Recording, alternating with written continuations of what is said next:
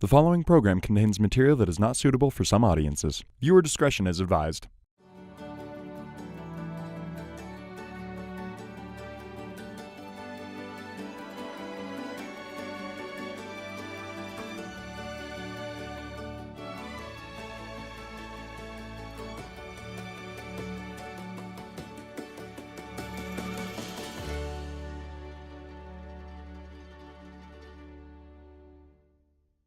Welcome to Mountain Wellness. I'm your host, Christine Napier. On today's episode, we investigate the relationship between addiction, mental illness, and athletics.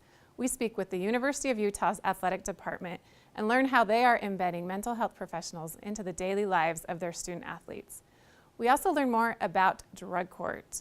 While this may be seen as a punishment, it's really a great privilege for its participants. But first, let's speak with Alex Schlopy. He is a world champion free skier who became homeless due to undiagnosed mental illness and addiction.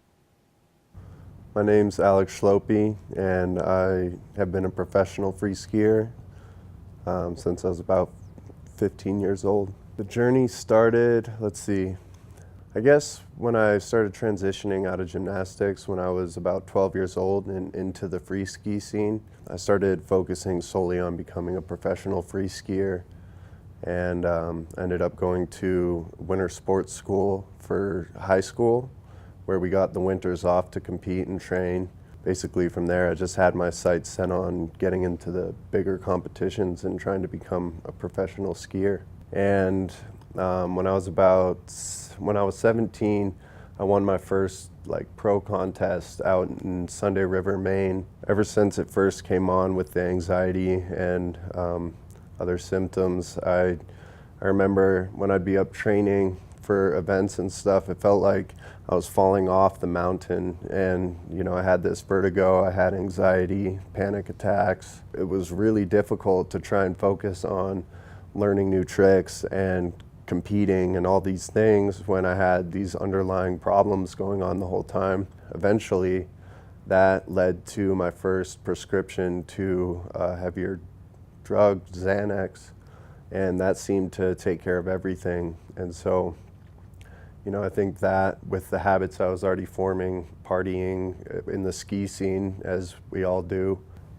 the Xanax got involved, and that started taking over too, because it completely alleviated all those symptoms. So after I won that first pro event, I was invited the next year to the X Games, which was like the pinnacle of our sport. It's like biggest competition, and I ended up going on to win that in my rookie year at X Games, which was incredible. I think that's when I truly transitioned from kind of amateur to pro. So it was a pretty quick transition. And so sometimes I think it was maybe a little too quick. It was really tough because I had all these personal issues going on, and it seemed like I had to mask it and put on this facade of just being totally okay, and that was tough. When I first started kind of abusing substances, or alcohol and stuff like that, I was just doing it to fit in. I didn't really think of it as a coping mechanism. In retrospect, I look back and I can see that it was a coping mechanism for my social anxieties and those panic attacks and depression. It just seemed to push that to the side so I could go out and pretend like I was doing just fine. And I was still dealing with these problems that I was trying to mask the whole time. They announced that free skiing would be in the Olympics for 2014 in Sochi, Russia. That gave me kind of a new motivation to try and make that. I got really close. I actually ended up winning one of the last World Cups until my best friend at the time, Josh Christensen, came and won the next day. And after that, I think I kind of lost sight of my goals. I think that's when sponsors started turning away, and it felt like everything I had worked so hard for in my life was being pulled away from me, and I fell back into that depression. And I was on medications like antidepressants and I'd mixed them with alcohol, and one night I ended up jumping off a cliff to try and take my own life, and I got brought to the hospital out there. I was really ashamed of what I had done because, I don't know, I don't think anyone ever thinks they'd be the person that would try to take their own life, but I tried to play it off like it was an accident and I had just slipped and fell, but that wasn't the case. There was a fence that you had to climb over to get to where I was, so yeah, that was tough.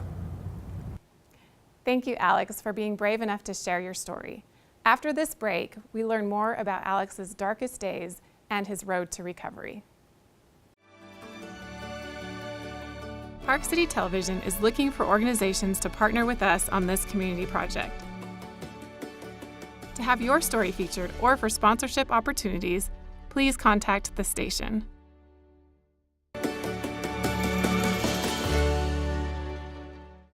Welcome back to Mountain Wellness. Alex Schlopy's journey is far from over. Let's learn more about his darkest days and his road to recovery. I was still putting on this act of I was okay to everybody, and I was just getting worse, more and more depressed. I had anxiety through the roof. I guess I just started following that party path more because it was a way that at this point I guess it started becoming like a coping mechanism to stomach the loss of my career. You know, I just didn't want to feel the pain, and I didn't want to have all these symptoms of, you know, all the stuff going on. So I would go out and drink, and I was lost. And then, you know, more drugs started getting involved. You know, like cocaine would pop up, and I wouldn't say no to that. And I guess I just lost my will to live. Anytime a new drug was introduced, I would try it. And I think I was just trying to like slowly let my life go because I didn't want to take it so abruptly like I'd already tried.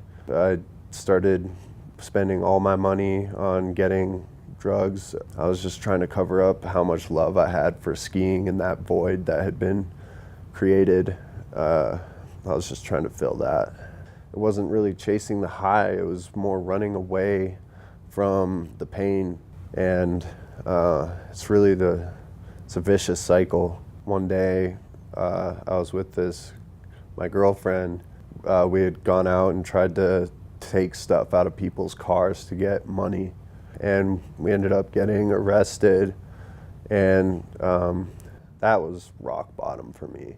So we ended up in jail, and honestly, I'm probably most grateful for that moment, because if we didn't get in trouble, I don't know if it would have stopped or if I would have survived. I ended up getting bailed out of jail a couple days later. From there, it was basically clean up my life or die. I think I started pushing towards I wanted to live. So I decided to go out to rehab in Texas. In order to take care of these felonies, I pled into a drug court program, which I'm in right now, which has been the most life-changing, amazing thing. We get therapy and we get to go to groups and do all these things to help rehabilitate you, as opposed to just throwing you in a cell and telling you to think about it for a while, because I think it's been proven that doesn't work. I was diagnosed with bipolar last January. It kind of answered a lot of questions that I had had. Since I've accepted the diagnosis and started taking the medications, it's leveled me out and things are really good. I don't think about doing drugs at all anymore, which I never thought that I could feel like this good again. I thought I was doomed, but you know, just being able to accept the reality and, you know, not only just accept, but be proud of who I am anyways. Like, there's nothing wrong with me. It's just something that you got to deal with and keep moving forward. My goal right now, I actually started this company, Rematch, which is, our plan is to help get rid of the stigma behind mental illness and addiction and help people achieve the version of their best self. For me, I think the best way to help others is to lead by example and to put my story out there so you can kind of see how things work out, and if you can relate to something and then see that you can pull out and do great things still. So yeah, our website's www.myrematch.co, and we have some clothes on there right now that you can buy to support, and then we have a nonprofit set up. If things keep going the way they do, I'm planning on trying to make the next Olympics in 2022, Beijing. Along the way, I want to inspire people and give people hope that you can come out of even the darkest places, and it's just never give up on yourself, because people go through it. That's, it's something that happens in life sometimes, and you can make it out. Alex had a very difficult journey. Up next, we learn more about what has helped him stay clean and is giving him hope for the future. Park City Television is looking for organizations to partner with us on this community project. To have your story featured or for sponsorship opportunities, please contact the station.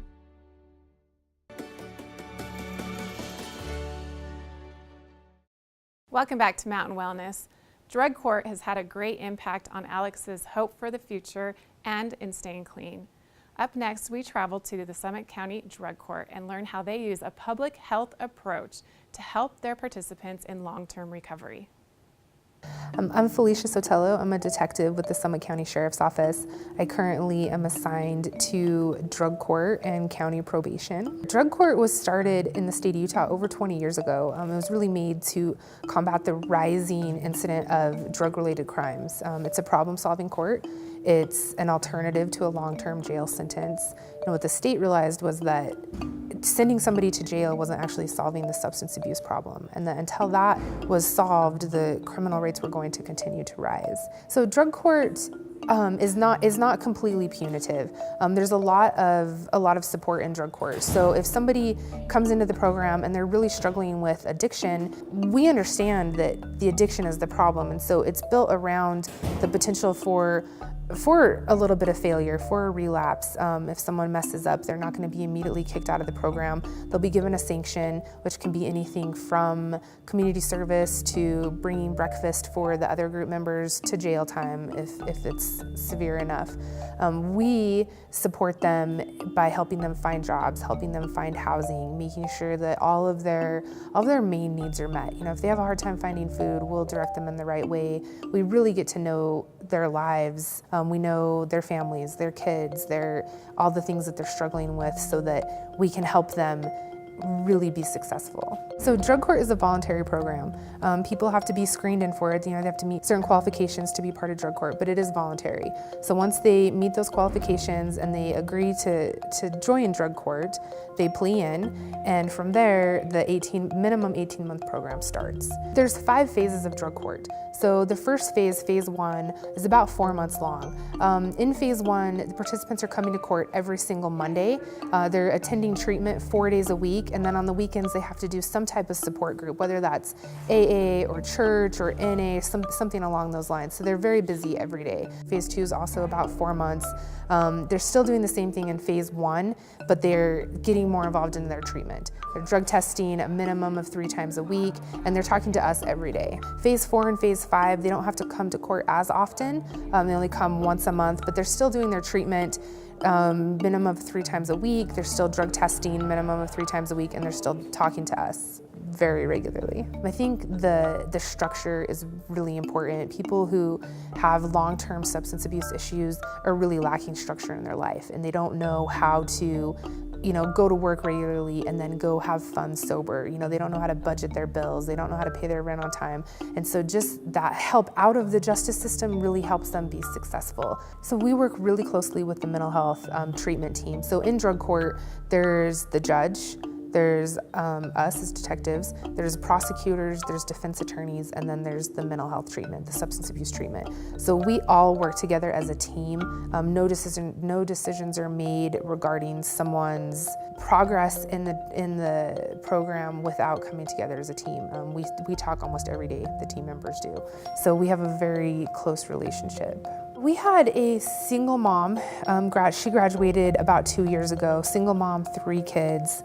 She was heavily addicted to opiates, and she came through the program. She didn't have a car, she didn't have a job, she didn't have custody of her kids when she came into the program. By the time she was finished with the program, she had a full-time job, had custody of her kids back, was driving her own pretty nice car, and was sober. It took her a while, but that woman today is a completely different woman that came into drug court. It's really rewarding for me to see people in the community that I live in to go from not having a job, not being able to spend time with their kids or their families, to then seeing them at the grocery store or at the park, being successful, being healthy, being happy, seeing their kids running up to them and talking to their own parents, instead of coming to talk to me about a problem, they're actually then talking to their parents. It's very rewarding. We work with a lot of nonprofits, local nonprofits. Our biggest nonprofit that we work with is the Summit County Recovery Foundation. They do amazing work with people who are in recovery in our community. Housing assistance is one of the biggest ones. If someone's released from jail and they don't have a house to go to, they're gonna go right back to using. So the Recovery Foundation helps with that transitional housing, and as we all know, housing costs money. If the community wants to help, reach out to the Summit County Recovery Foundation, reach out to myself or to Detective Andy Cernish, and we'll point you in the right direction. And if anybody wants to come and observe drug court, it happens every Monday. It's an open forum. You're always more than welcome to come and see what's going on in drug court. Drug court is a voluntary program that only works through the dedication and commitment of its participants and the team. I want to thank the Summit County Drug Court for speaking with us and for impacting the lives of many people. We'll be right back. Park City Television is looking for organizations to partner with us on this community project. To have your story featured or for sponsorship opportunities, please contact the station.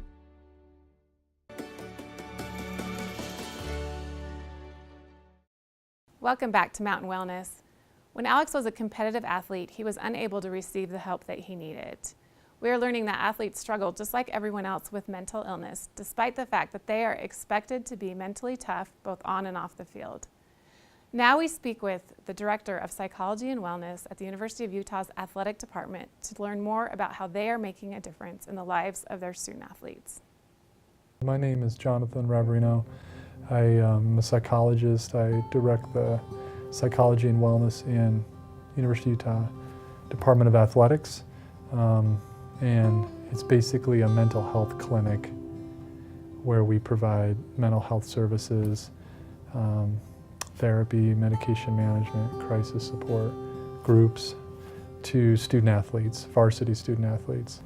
And any of those athletes, if they struggle with mental health, then they have the ability to come in here, get confidential, private, licensed therapy.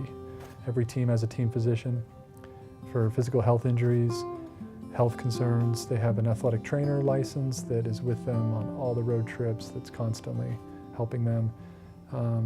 And they have academic advisors that help them with majors, help them with their student status to kind of keep them lined up. And then in the last 5 to 7 years, most of these conferences have also chosen to bring a psychologist in the department to help with mental health, because that's the trend is that, and this isn't just student athletes, but just adults, young adults are experiencing way more stress, experience more sleep problems, have depression, anxiety, relationship problems, and to help them succeed, if we can help them with their mental health, we know they'll be better. Athletes are trained and to their benefit to be very, have a lot of grit, a lot of stick-it-to-itness, kind of this idea of just tough, resilient, all that is true. And we don't take that out of them in terms of mental health therapy. And sometimes that same approach to sports on the court or on the volleyball court, on the football field, softball field, like that might work in the game, but the same approach with life, their relationships, it can really come kind of crashing down quickly. A not so uncommon scenario would be a student who on the surface appears to have it made. Maybe they have a partner, maybe they're doing well in school, maybe they're a starter, and everyone just thinks they have it made.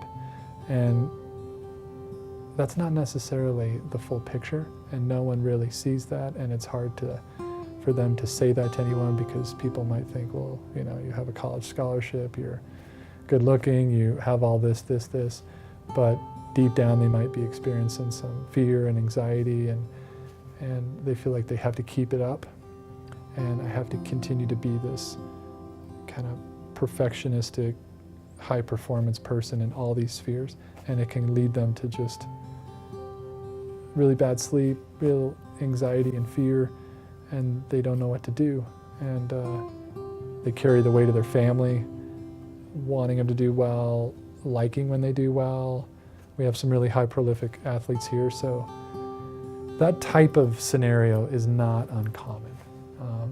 It's really not just the student who's struggling, not playing, doing poorly in school. It's every student here for different reasons might come into our office. And oftentimes that perfectionistic, I have it all, but I really feel empty, I feel scared, I don't even know if I like this sport anymore, but I'm really good at it. That's the kind of thing that they may not tell their coach, their family might just tell them to be fortunate for what they have. We can hear that, hold a container for that, so to speak, and then help them. The idea is also to promote like reaching out, getting support, and the students can kind of feel it. And when they know other people on the team are reaching out and getting some benefit, that helps normalize it. But yeah, it is a challenge with this particular community because they're taught to be tough and not quit. Oftentimes the hardest thing is to just say, I need some support. So asking for support, and it doesn't always have to be a licensed therapist. It could be first a trainer, a coach, and then those folks if it's sort of outside of their area of competence. Because a lot of this is just helping each other. I mean, there's no mystery or amazing thing that therapists do other than build relationships and have understanding about psychology and mental health, but just forming a relationship, supporting someone, validating that what they're feeling makes sense. They are facing stress. Their symptoms aren't just made up in their mind, they're real, and there's people who can help them. And once they're here, we tend to be pretty effective at helping them. Seeing them maybe struggling with something and then improving slowly, not just on the court, but like maybe their grades improve, maybe their confidence comes back, maybe they get back into a relationship after a breakup and they just kind of return to themselves. That feels awesome. It's really not the winning, you know, and all the sports. It's just the subset of people that happen to be student athletes I really like. Because I want them to be emotionally healthy. I don't have a huge desire that they win every game. Special thanks to the University of Utah's Department of Psychology and Wellness within their athletic department. We also want to thank the Drug Court of Summit County as well as Alex Schlopy for sharing their difficult journey and having these important, honest conversations about mental health. We hope to reduce the stigma and make a difference. If you or someone you know are struggling with suicidal thoughts, do not hesitate to reach out to the National Suicide Prevention Lifeline. Thank you so much for watching this episode of Mountain Wellness. I'm your host, Christine Napier. We'll see you next time.